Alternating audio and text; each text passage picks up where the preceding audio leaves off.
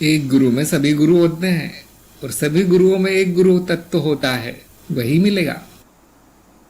जैसे मैं कहता हूँ ना, परीक्षा में फेल हो गए तो मार्ग ही छोड़ देना है। वो कहते नहीं नहीं, गुरु क्यों नहीं बदल लूं मैं, आपके कारण फेल हुआ हूं मैं, तो आपको आता नहीं सिखाना। तो मैंने कहा गुरु भी बदल लोगे तो भी वो यही सिखाएगा, कुछ और नहीं सिखाएगा आपको। कि इस गुरु ने बोल दिया कि स्थान नहीं होते हैं, अब आपको चिराग लेके ढूंढने से भी एक गुरु नहीं मिलेगा जो बोलेगा कि स्थान होते हैं, एक भी नहीं मिलेगा।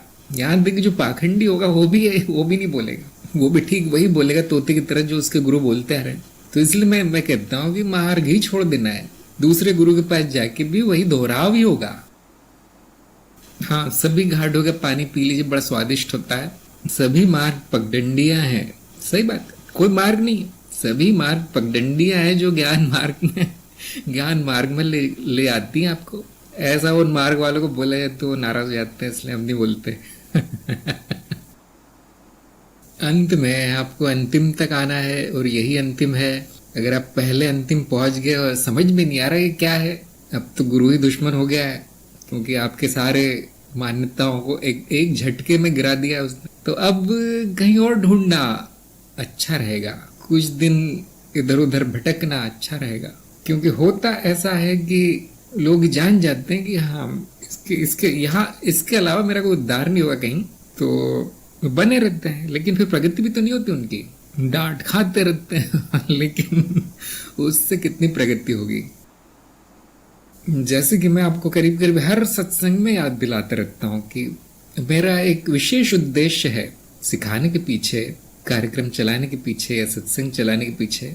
वो उद्देश्य है पके हुए नींबू तोड़ना, कच्चों को छोड़ देना है। जो कच्चे हैं उनको छोड़ देना है, उन पर कार्य ही नहीं करना है। वैसे मैं कभी कभी भटक जाता हूँ उद्देश्य से और मैं कार्य करने लगता हूँ जो कच्चे हैं उन पे, उससे मुझे सीख मिलती है बहुत। उनका कुछ भला नहीं होता बेचारों का, इसलिए बहुत से लोगों ने देखा होगा कि मैं अधिकतर लौटा ही देता हूँ, शिष्यों को लौटा देता हूँ कि जाओ ये वीडियो देखो, अगर तुम्हें कोई नहीं मिल रहा तो देखो इसको। लेकिन जो पक चुका है, जो अब तोड़ने ही वाले हैं हम, उनको तो मैं उनके घर जाके ज्ञान देता हूँ, उनके तो मैं पीछे पड़ जाता हूँ। बाकियों को मैंने देखा है, कितना भी कर लो आप, कितना भी सिर फोड़ लो, तो उनके कुछ होता नहीं है, उनकी प्रगति होती नहीं है। तो विशेष इसका उद्देश्य है, बोधि वार्ता के सभी प्रपंच चल रहे हैं, वो है कौन तैयार है वो फसल काटना, जो तैयार है उनको अपने साथ ले जाना।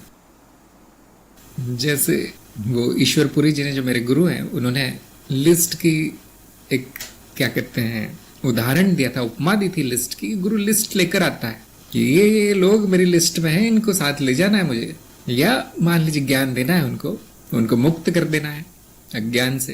वो नाम लिखे होते हैं, लेकिन क्या ऐसा सच में होता है? नहीं, वो लिस्ट बनती जाती है जैसे जैसे शिष्य मिलते जाते हैं। तो मैंने भी उन्हीं से सीखा है ये बात, आपने देखा होगा, पूरी तरह कॉपी की है मैंने। मैं भी लिस्ट लेके चल रहा हूँ, लेकिन उस लिस्ट में कोई नाम नहीं है अभी तक। वो तो जो मिल गया उसका नाम लिख दिया जाता है वहां पे, कौन योग्य है उसका नाम वहां लिख दिया जाता है, उसको 6 महीने 1 साल में तैयार कर दिया जाता है, और मैं कहीं ले नहीं जाता, उसको वहीं छोड़ देता हूँ कि बाकी सबको भी लेते आना। तुम्हारी लिस्ट कहाँ है? तुम्हारी लिस्ट बनाओ अब बैठकर, कहाँ जाओगे? हर कहीं तो तुम ही हो, अब कहाँ जाओगे? तो इतना समझ में आते ही वो भी लिस्ट बनाना शुरू कर देते हैं अपनी।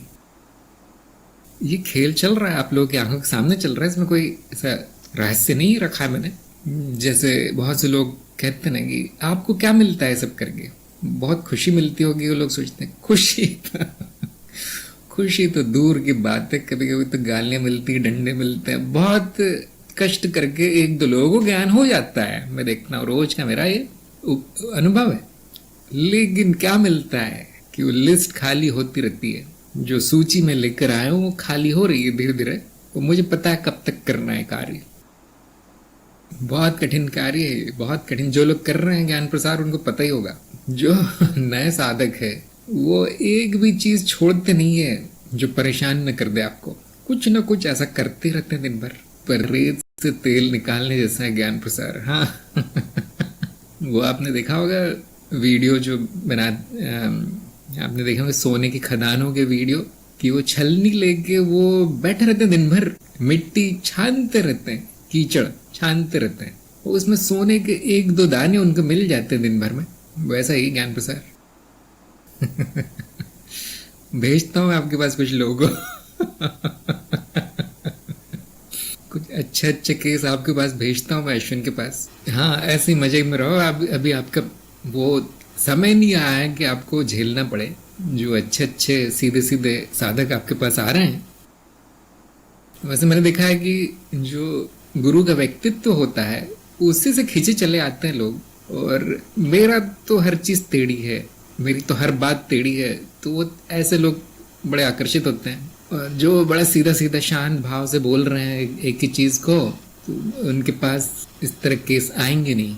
थोड़ा सा प्रपंच शुरू कीजिए आप भी, अब पता चलेगा आपको। हाँ, मेरे पास भेज देना, मुझे बहुत अनुभव हो गया है।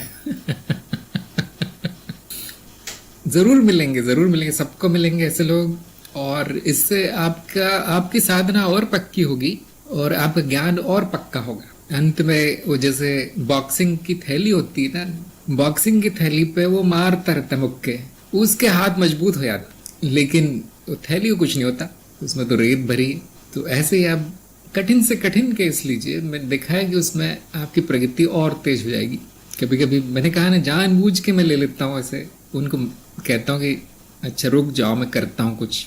तो मैंने देखा है कि मैंने जीव विज्ञान समझ लिया। बीमारियों के नाम सारे आ गए, किसकी क्या इलाज होता है वो भी आ गया है। सारे मानसिक रोग मुझे पता चल गया क्या क्या होते हैं, वो कैसे लोग व्यवहार करेंगे। काफी अनुभव हो गया मुझे। केवल ज्ञान मार्ग अद्वैत ही नहीं, पता नहीं क्या क्या पता चल गया मुझे उस चक्कर में। हाँ, किसी को ज्ञान होता है तो बड़ी संतुष्टि मिलती है कि एक नाम और कट गया लिस्ट में से। ये सभी लोगों का अनुभव होगा जो त्रिदिवसीय करवा रहे हैं। उसमें से कुछ पहले से पके होते हैं, फिर वो इस लिस्ट में आ जाते हैं, पहली वाली लिस्ट में। उनको तो कुछ करना भी नहीं पड़ता, उनको तो ज्ञान दीक्षा कार्यक्रम भी नहीं करना पड़ता, वो तो इतने पके होते हैं खुद ही गिर जाते हैं झोली में। हाँ, जो त्रिज्ञान कार्यक्रम है 3D, केवल संख्या का खेल है, संख्या बढ़ाई जा रही है। वहां मैं देखता भी नहीं हूँ किसको ज्ञान हुआ किसको नहीं हुआ। सुन लिया उसने, बहुत है बहुत है बहुत है। कलयुग में इतना भी हो गया तो चमत्कार हो गया। मैं कहता हूँ आत्मज्ञान के बारे में सुन लिया। मैंने कहा ना, नित्य जैसे होता है बहुत कि हाँ कोई शंका नहीं, हाँ मैं ही अनुभव करता हूँ, हाँ मैं ही अजर अमर आनंद हूँ। 2-3 दिन बाद पता चलता है कि वहां क्या हुआ है।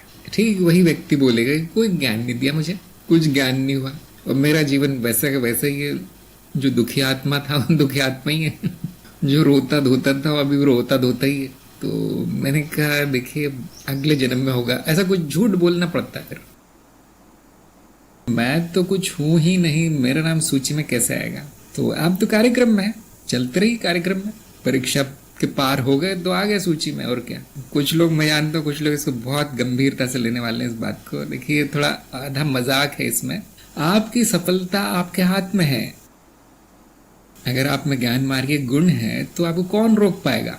ये सब सूची वूची किस काम की है, जब आप में सारी खूबियां मौजूद है, मुमुक्षुत्व तो है, तो कौन रोक सकता है फिर।